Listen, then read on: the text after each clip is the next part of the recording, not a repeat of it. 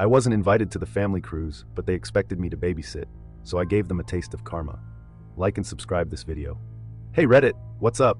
I usually just scroll through posts wondering, how could a family do something like that? Well, turns out my own family decided to give me a story worth posting. This has been sitting on my chest like a weight for the past week, and I need some perspective. I'm 30, single, no kids, and now apparently the designated family doormat.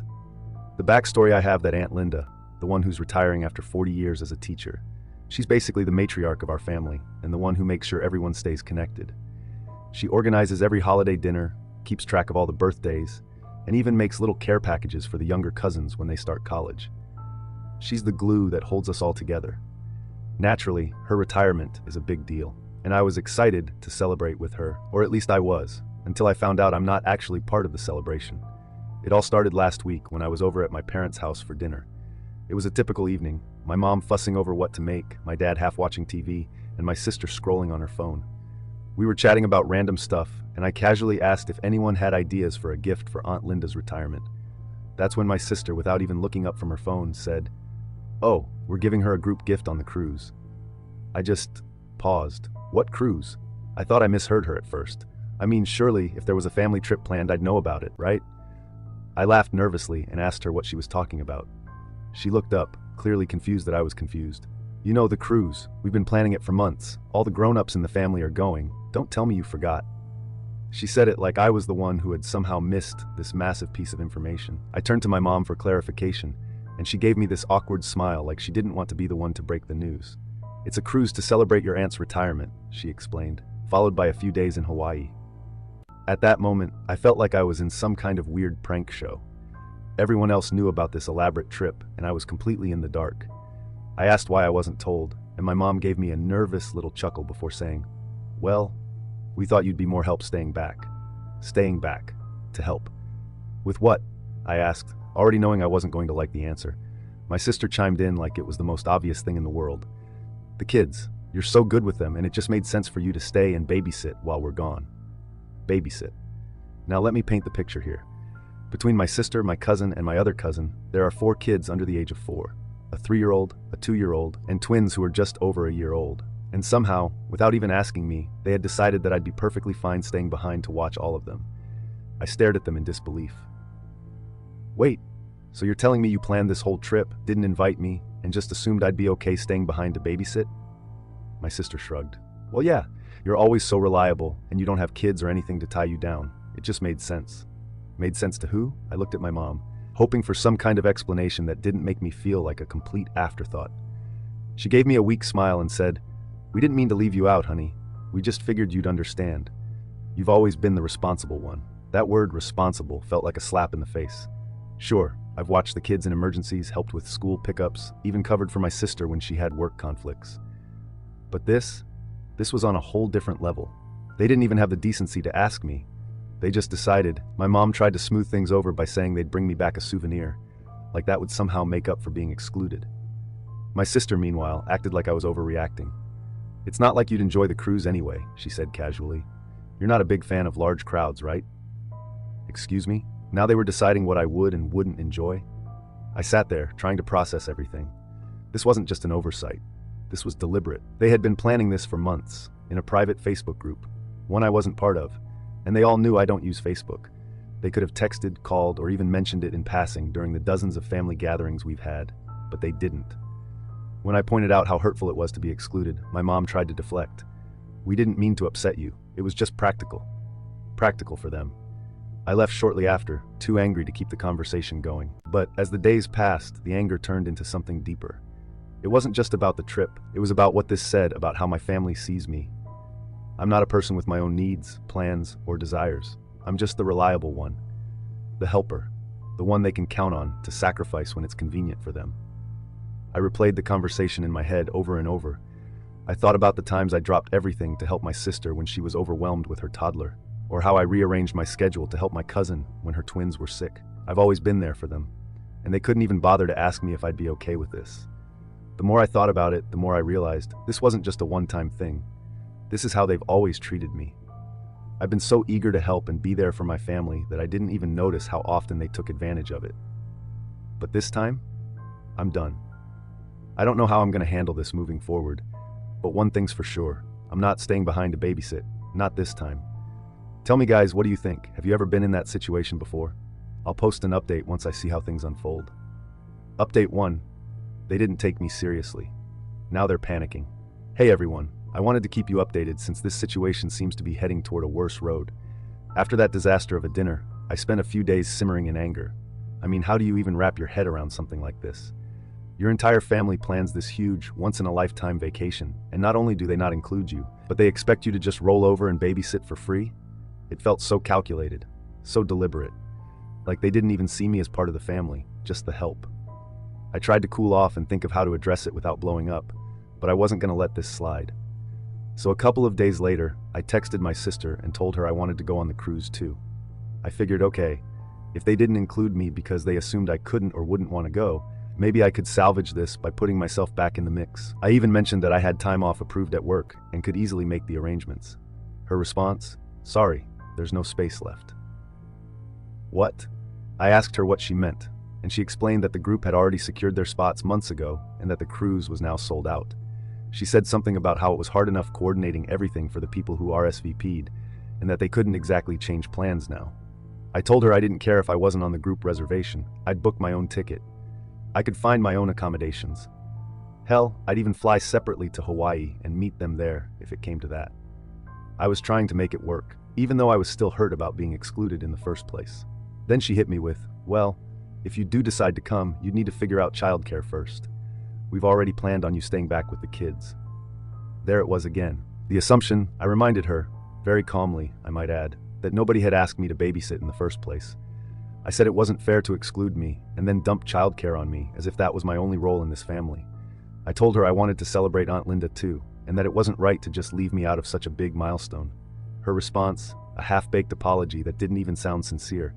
We didn't mean to hurt you, it was just an oversight. Then she added, but it's not like we can change anything now. Everything's already set. At this point, I was done playing nice. I told her flat out that I wasn't babysitting, and that if they couldn't find someone else, it wasn't my problem. She started getting defensive, saying things like, we all have kids and you're the only one who doesn't, as if that somehow justified their behavior. I told her that wasn't my fault or my responsibility. You had months to tell me about this trip, and instead of including me, you decided to use me. That's not fair, and I'm not going along with it. After that, she stopped responding. I thought maybe she'd realized how messed up this all was. But no, she just passed the baton to my mom. The guilt trip begins. The next day, my mom called me, and I could already hear the guilt trip in her voice before she even said anything. She started with the classic, I just don't want there to be bad blood in the family. I told her it wasn't about bad blood, it was about respect. I said it wasn't right to exclude me from something so important and then expect me to pick up the slack so everyone else could have fun. She just said, families help each other out. I just about lost it. Exactly, families help each other. But where was the help for me? Where was the consideration for my feelings? You didn't even think to ask me what I wanted. You just assumed I'd be okay with being left out and used. She tried to soften the blow by saying, we didn't mean to make you feel left out. We just thought you'd be more comfortable staying back. Comfortable, babysitting 4 kids under 4 while everyone else is sipping cocktails on a cruise. Sure, sounds so comfortable. I told her I wasn't doing it, and that was final. She sounded disappointed, like I'd let her down somehow. She even tried to play the we're all counting on you card, but I wasn't budging. After I hung up, I felt a mix of emotions. I was proud of myself for standing my ground, but I also felt this deep sense of betrayal. These are the people who are supposed to love and support me, and they couldn't even be bothered to treat me like an equal. The cherry on top? My cousin texted me later that day, trying to smooth things over. She said she understood why I was upset, but that I should look at the bigger picture and think about how hard it is for parents to balance everything. I didn't even respond. I was too drained to argue anymore. But here's the thing, I still have my time off approved at work, and I'll be damned if I spend it at home watching kids while my family is off living it up. If they thought I was just going to roll over and take this, they've got another thing coming. I started making my own plans that didn't involve babysitting or catering to anyone else's needs. If my family wants to act like I don't matter, fine. I'll show them what that looks like. What do you guys think? Should I just go and do my own thing, or is this the wake-up call they needed? Let me know, because honestly, I'm still figuring out if I handled this the right way. Stay tuned for another update. Hey again. So after the whole fiasco with my family, I decided I wasn't going to let them ruin my time off. They wanted to act like I didn't exist? Fine. I could play that game too. If they were all busy having the time of their lives on a cruise, I'd make sure I wasn't sitting at home stewing about it. So, I started planning my own trip. At first, it was just to prove a point to myself, but I realized that I actually needed this. I couldn't remember the last time I took a vacation just for me. Every trip I'd been on in the past few years was either for work, a family obligation, or tagging along to help someone else out. This time, it was going to be different. I decided to head to the mountains. There's a small cabin rental I'd heard about from a coworker, secluded, cozy, with amazing hiking trails and a hot tub overlooking a valley. It sounded like heaven. I booked it for a week and didn't tell anyone. The day before my family's big cruise departure, I packed up my car, turned my phone on silent, and left. I didn't say goodbye or let anyone know I wouldn't be available. I figured if they couldn't be bothered to include me in their plans, I didn't owe them a status update on mine. The drive up to the cabin was exactly what I needed. Rolling hills, winding roads, and the kind of quiet that lets you finally breathe. When I got there, I was blown away by how perfect it was. The cabin was small but charming, with a stone fireplace, big windows, and a deck that overlooked the forest. I spent the first day doing nothing but relaxing. For the first time in what felt like forever, I wasn't worrying about anyone else. No kids to watch, no errands to run, no family drama, just me. But of course, the peace didn't last long. The morning of the cruise, my phone started blowing up. Even though I'd turned off notifications, I still saw the missed calls and texts piling up when I checked my phone later. First, it was my mom. "Mom, when can we drop the kids off? Everyone's getting ready to head out."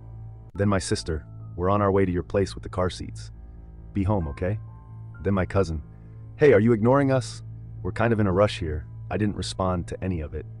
As the messages kept coming, they started to get angrier. "This isn't funny. We're all waiting for you to step up. I just don't understand why you do this. We're a family.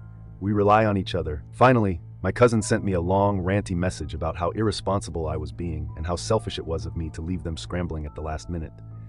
She even had the audacity to suggest that I was ruining Aunt Linda's special day by making things harder for everyone. Oh, I was furious. Ruining Aunt Linda's day? The only reason I wasn't there to celebrate her was because they didn't think I was important enough to invite. But now I was the bad guy? Sure. I turned my phone off completely after that.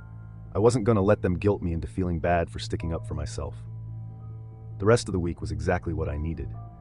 I hiked trails that overlooked stunning views, soaked in the hot tub under the stars, and spent hours journaling and reflecting on everything.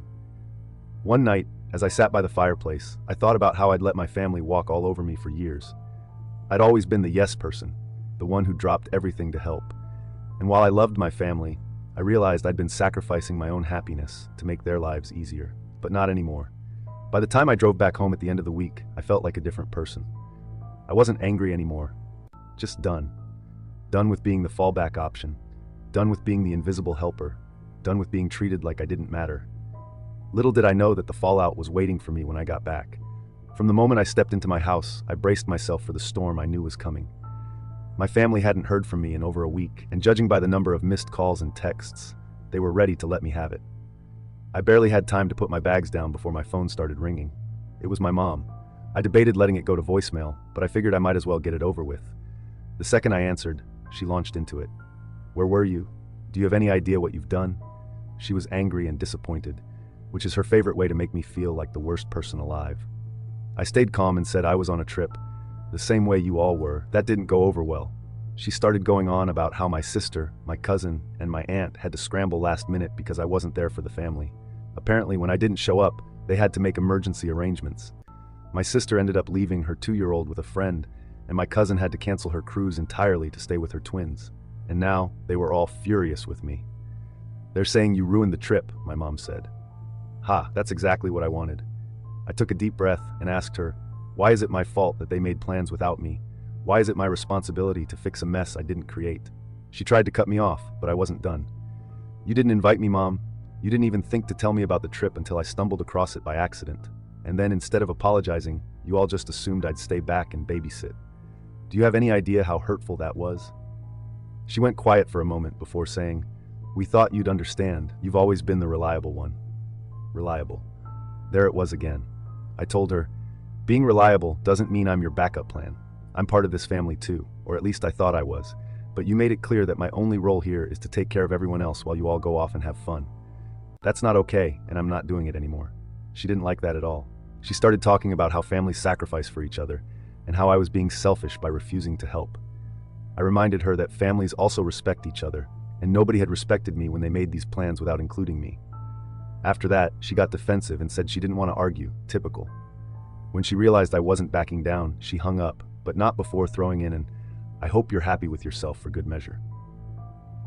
It didn't stop there. Later that evening, I got a long, passive-aggressive text from my sister. She accused me of abandoning her and said that I left the family in the lurch when they needed me most. She went on about how hard it was to find someone to watch her daughter last minute, and how her friend wasn't even that good with kids. My cousin also chimed in, sending a rant about how I had ruined the whole trip for her because she couldn't find anyone to watch the twins. She even threw in a line about how my aunt was disappointed in me for not being there to celebrate her retirement. That one stung. I love my aunt, and I felt bad that I couldn't be there for her, but I reminded myself that it wasn't my fault. I wasn't even given the chance to be part of the celebration. I didn't respond to either of them. Instead, I sat down and wrote a message to the whole family in the group chat. Yes, the same one I wasn't included in when they were planning the trip. "Hey everyone, I've been hearing a lot of blame being thrown my way for the issues with the trip, so let me set the record straight. First, I wasn't invited on the cruise. Nobody told me about it until I found out by accident. That alone was hurtful, but then I was expected to babysit without even being asked. Second, I'm not responsible for fixing problems that came from your own assumptions. If you needed my help, you should have asked. I'm part of this family, not your free nanny.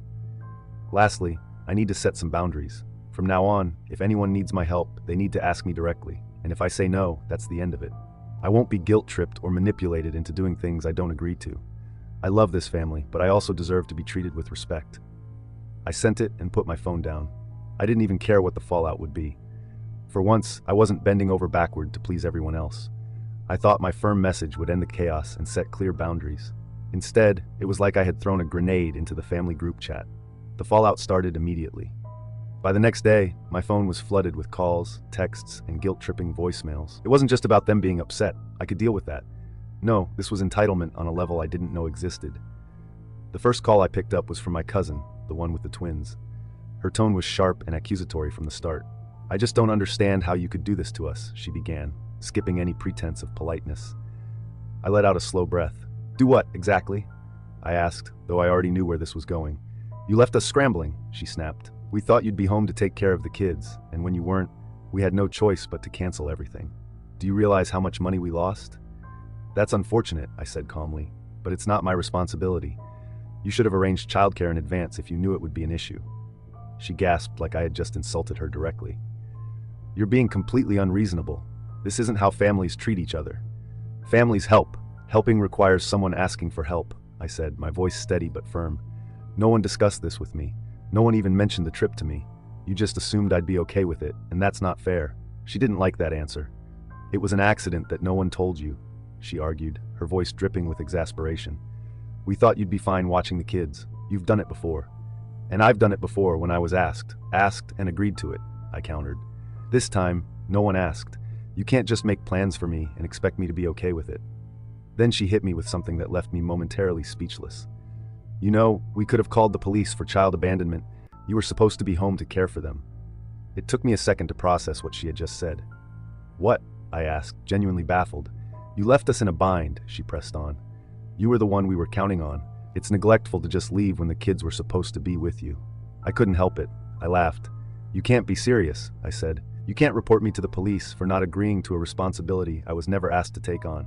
That's ridiculous. You don't get to assume things and then punish me when your assumption is wrong." She was silent for a moment, and I took the opportunity to keep going. "My house isn't even child-proofed," I said. "And to be honest, I don't particularly enjoy spending time with kids. I'm not equipped for this, and it's not something I want to do." She exploded at that. "Wow, so now you're just admitting you don't care about your family? Is that it? You think you're too good to help out?" "No," I said. I was boiling inside. "I think I'm allowed to have my own life and my own plans. Just because I've helped in the past doesn't mean I'm obligated to sacrifice my time and energy whenever you feel like it." She hung up on me after that. But it didn't end there. My sister jumped in next, sending a furious string of texts accusing me of destroying the family dynamic and making Aunt Linda's retirement about me. She ranted about how selfish I was being and how I was letting everyone down. I didn't even bother replying to her. Then my mom called. Unlike my cousin, she wasn't angry. She was disappointed, which somehow was worse. She began, We're all just so hurt by what's happened. This isn't like you. I raised you to be better than this. Mom, I interrupted. I'm not doing this. If you're calling to guilt me, save it. I'm not trying to guilt you, she insisted, though her tone said otherwise. I'm just saying you've really upset your sister and cousin. They were counting on you. And they should have asked me if I was available, I said. They didn't. They assumed. That's not my problem. She sighed heavily. This isn't how families are supposed to work. We're supposed to help each other. Helping requires respect. I said firmly, no one respected me enough to include me in the trip. No one respected me enough to ask if I could help. They just made plans and expected me to fall in line. That's not helping. That's being used. She didn't know how to respond to that. Instead, she switched tactics. Aunt Linda is so upset that this drama has overshadowed her celebration. Do you even care about how this is affecting her? I felt my patience snap. If you cared so much about Aunt Linda's celebration, maybe you shouldn't have excluded someone who wanted to celebrate her too. This isn't my fault, Mom. Stop trying to make it my responsibility to fix your mistakes. She didn't say much after that, just another heavy sigh before muttering, I hope you're happy with yourself, and hanging up. The only bright spot in all of this was Aunt Linda herself. She called me later that evening. I just wanted to check in on you, she said. I heard about the drama and I wanted to say I'm sorry for how the family has treated you. I asked, genuinely surprised. For what? I didn't realize you hadn't been included in the trip, she said. If I'd known, I would have insisted you come. I hate that this has become such a mess. Her words meant more to me than I could say. I thanked her, and for the first time in days, I felt a little lighter. As for the rest of my family, I've been sitting here staring at my phone, wondering if I should just turn it off and walk away from all of it. Part of me thinks I should let them know exactly how I feel, lay it all out so there's no confusion. But the other part of me is just so tired of the arguments, the guilt trips, the feeling that nothing I say will ever make a difference. Maybe it's time to just stop trying and let them figure things out without me. I don't know.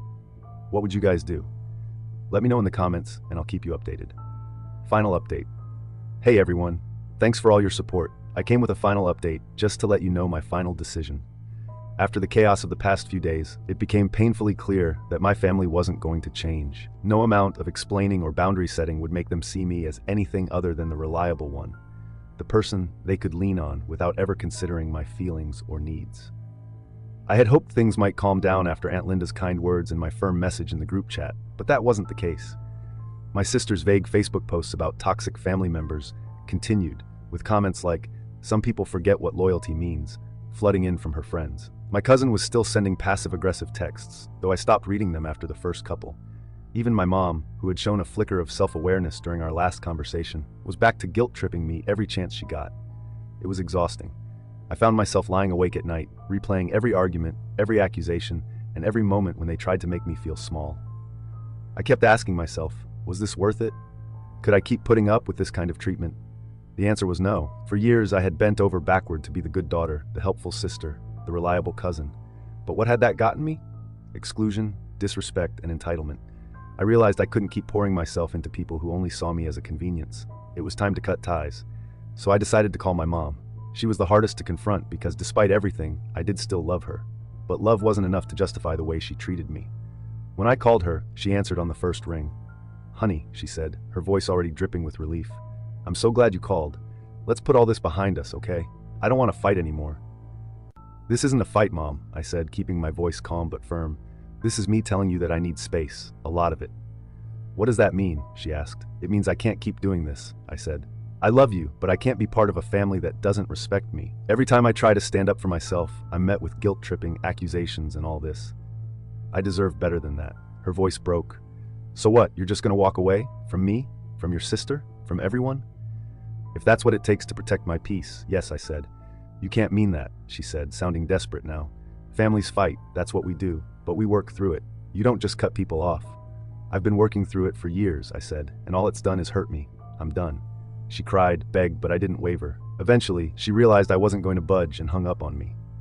As for my sister and cousin, I simply blocked them and didn't answer their calls.